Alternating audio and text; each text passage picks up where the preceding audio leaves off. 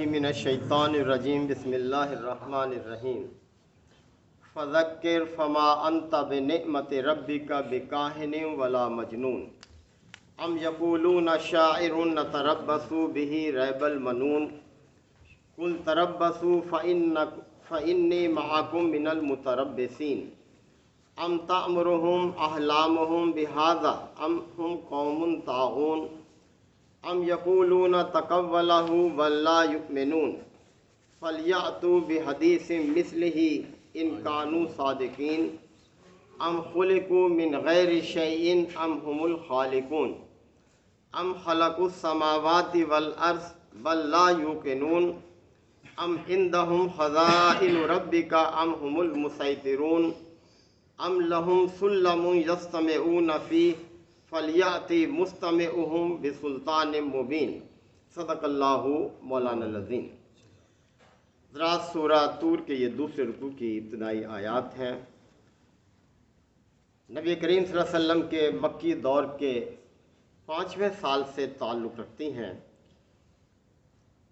مشرکین مکہ کو طرح طرح سے ان کے عقائد کی درستگی کی طرف توجہ دلائی جا رہی ہے، اور اہل مکہ کو اب سوالیہ انداز میں مختلف حقیقتوں کی طرف متوجہ کیا ہے کہ وہ غور و فکر کریں اور اپنی اصلاح کریں، ورنہ یہ ان کا جو رویہ ہے انہیں بہت بڑے حادثے سے، نقصان سے دوچار کرے گا، ایسا نقصان کہ جس کی تلافی پھر ممکن نہیں ہے۔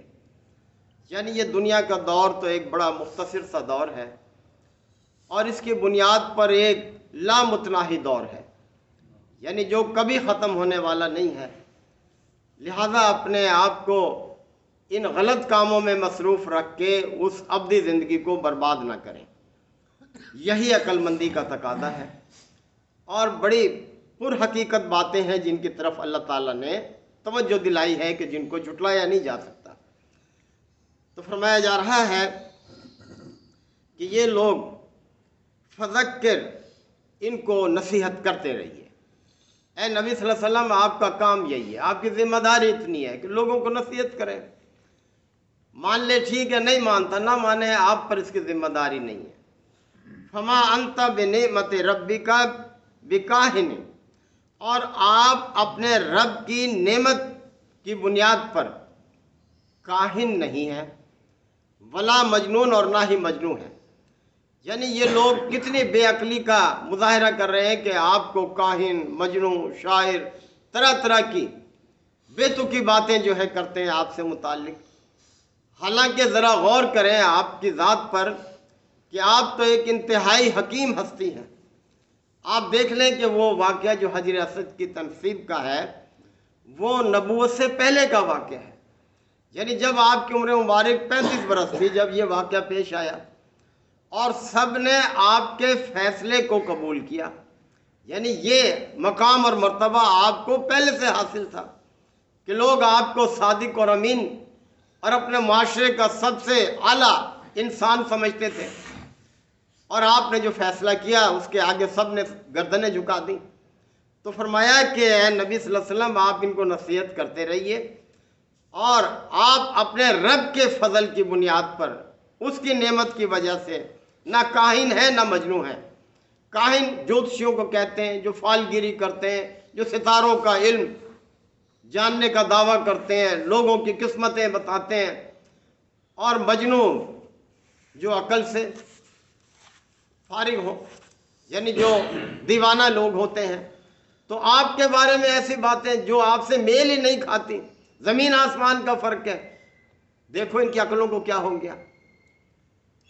ام یقولون شاعر، کیا یہ لوگ کہتے ہیں کہ آپ شاعر ہیں؟ شاعری تو آپ صلی اللہ علیہ وسلم کو آتی نہیں تھی۔ کبھی کچھ مواقع پر آپ نے اگر کوئی شعر پڑھے بھی ہیں کسی شاعر کے تو اس کا وزن الٹ پلٹ کر جاتے تھے، یعنی آپ صلی اللہ علیہ وسلم کا مزاج ہی نہیں تھا شاعری۔ تو یہ لوگ کیسے کہتے ہیں کہ آپ شاعر ہیں؟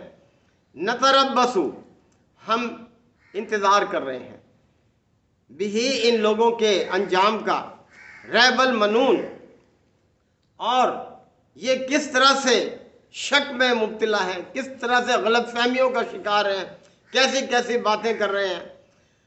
کل تربصوا، اے نبی صلی اللہ علیہ وسلم ان سے کہو کہ اچھا تم انتظار کرو، یعنی کہ اللہ کے فیصلے کا، اس نتیجے کا جو آنے والا ہے آگے۔ فَإِنِّي مَعَكُم مِّنَ الْمُتَرَبِّصِينَ، اور میں بھی تمہارے ساتھ انتظار کرتا ہوں کہ کون کامیاب ہوتا ہے، کون سرخرو ہوتا ہے۔ اور آپ دیکھ لیں کہ یہ 5ویں سال کی آیات ہے نبوی کی، اور 8 سال آپ کو اور مکہ میں گزرے، اس کے بعد ہجرت ہو گئی، اور ہجرت کے 8ویں سال مکہ فتح ہو گیا۔ کون کامیاب ہوا، کون سرخرو ہوا کہ جسے مجنوں کہتے تھے، شاعر کہتے تھے، دیوانہ کہتے تھے، کس نے اللہ کے فضل سے کامیابی حاصل کی؟ کون جو ہے وہ رسوا ہوا؟ یعنی وہی سردار آپ کے سامنے سر جھکائے کھڑے تھے جب مکہ فتح ہو گیا۔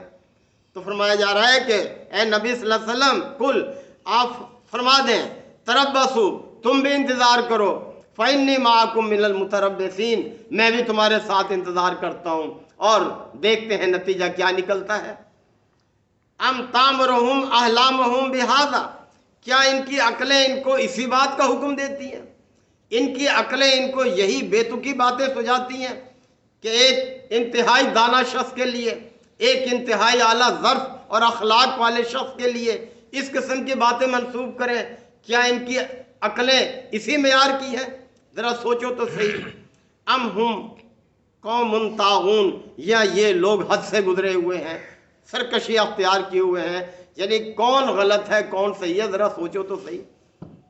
ام یقولون تقولہ بل لا یؤمنون، کیا یہ لوگ کہتے ہیں کہ یہ شخص جو ہے یہ پٹڑی سے اتر گیا ہے، آباء و اجداد کے راستے کو چھوڑ گیا ہے؟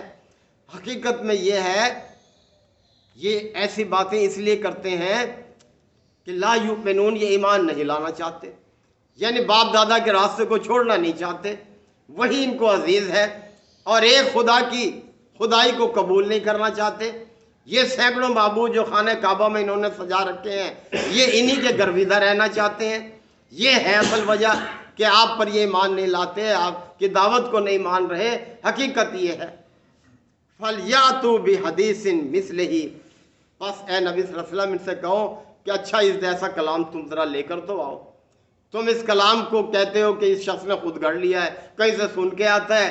ارے بھائی، اس کلام کی قدرت کسی انسان میں نہیں ہے، اس کلام کو بنانے کی قدرت کسی فرشتے میں نہیں ہے، کسی جن میں نہیں ہے، اور سب مل کر بھی اگر کوشش کریں تو ایسا کلام بنا نہیں سکتے۔ تو اے نبی صلی اللہ علیہ وسلم ان سے کہو فَلْيَأْتُوا بِحَدِيثٍ مِثْلِهِ، اس جیسی تحریر، اس جیسا کلام تم بھی لے کر آؤ، ان کانوا صادقین، اگر تم واقعی سچے ہو اپنے دعوے میں۔ سورہ بقرہ میں اللہ تعالیٰ نے کتنی بڑی وہ بات فرمائی ہے چیلنج کے طور پر کہ وَإِن كُنتُمْ فِي رَيْبٍ مِّمَّا نَزَّلْنَا عَلَىٰ عَبْدِنَا فَأْتُوا بِسُورَةٍ مِّن مِّثْلِهِ، اگر تمہیں اس کلام کے بارے میں شک ہے جو ہم نے اپنے بندے پر نازل کیا ہے، فَلْيَأْتُوا، تو تم بھی لے کر آؤ اس جیسا کلام بنا کر، ان کنتم صادقین، اگر تم سچے ہو اپنے دعوے میں۔ فَإِن لَّمْ تَفْعَلُوا وَلَن تَفْعَلُوا، اور اگر تم نہ کر سکو اور ہرگز نہیں کر سکتے ایسا، تو پھر کیا ہے، پھر اللہ کے عذاب سے بچنے کی فکر کرو۔ یعنی یہ کلام کسی کی قدرت میں نہیں ہے، اپنی مثال آپ ہے، یہ خود ایک معجزہ ہے یہ کلام جو ہے، تو یہ اللہ تعالیٰ کا اپنا کلام ہے، اس لیے ایسی بے تکی باتیں کرنے سے پرہیز کرو۔ اور پھر یہ کہ ام خلقوا من غیر شیء، کیا یہ لوگ خود بخود بغیر کسی خالق کے پیدا ہو گئے؟ ذرا غور تو کریں، اتنا اعلیٰ تخلیق کا نمونہ ہے یہ، انسان کو معمولی نہیں ہے، تو کیا یہ بغیر خالق کے خود بخود پیدا ہو گئے؟ ام ہم الخالقون، یا یہ خود خالق ہیں اپنے؟ ذرا سوچیں تو صحیح، اپنے خالق سے کس طرح سے یہ لوگ سرکشی اختیار کر رہے ہیں۔ ام خلق السماوات والارض، کیا آسمان اور زمین کو انہوں نے پیدا کیا ہے؟ ذرا غور تو کریں، ان کی آنکھوں کے سامنے ہے یہ بے مثال آسمان اور یہ زمین کتنی سازگار بنائی ہے اللہ نے انسان کی زندگی کے لیے، اس کے اوپر ہوا کا نظام، اس کا درجہ حرارت، اس میں نباتات اگانے کی صلاحیت، اس میں کتنی معدنیات، اس سے سارے جانور مویشی، یہ سب کس کے لیے ہیں؟ ذرا غور تو کرو۔ کیا انسان استفادہ نہیں کر رہا ہے ان سب چیزوں سے؟ کیا سب انسان کے لیے نہیں پیدا کی گئی؟ اور انسان کس کے لیے پیدا کیا ہے؟ سوچو، انسان اللہ کی بندگی کے لیے پیدا کیا ہے، اللہ کی اطاعت کے لیے، اس کی عبادت کے لیے پیدا کیا ہے۔ تو کیا یہ لوگ سوچتے نہیں ہیں کہ آسمان اور زمین کس نے پیدا کیے؟ بل لا یوقنون، بلکہ حقیقت یہ ہے کہ یہ یقین نہیں کرتے، اس بات کو ماننے کے لیے تیار نہیں ہیں۔ ام عندہم خزائن ربک، اور اے نبی صلی اللہ علیہ وسلم، کیا تمہارے رب کے خزانے ان کے اختیار میں ہیں؟ یہ اللہ کسی کو امیر کر رہا ہے، کسی کو غریب کر رہا ہے، کسی کو بیمار کر رہا ہے، کسی کو شفا دے رہا ہے، کسی کو مشکل حالات، کسی کو آسان حالات، یہ سب کس کے بس میں ہے؟ ذرا غور تو کرو۔ کوئی ہے جو تمہاری حالت کو بدل دے؟ تم نے کتنے معبود بنا رکھے ہیں؟ کس نے کیا پیدا کیا ہے؟ ذرا بتاؤ تو صحیح، جواب تو دو۔ تو فرمایا ام عندہم خزائن ربک، کیا تمہارے رب کے خزانے ان کے اختیار میں ہیں؟ ام ہم المسیطرون، یا اس کے اختیار ان کے پاس ہے کہ جس کو دیں جس کو نہ دیں؟ کیا اس کے مالک یہ ہیں؟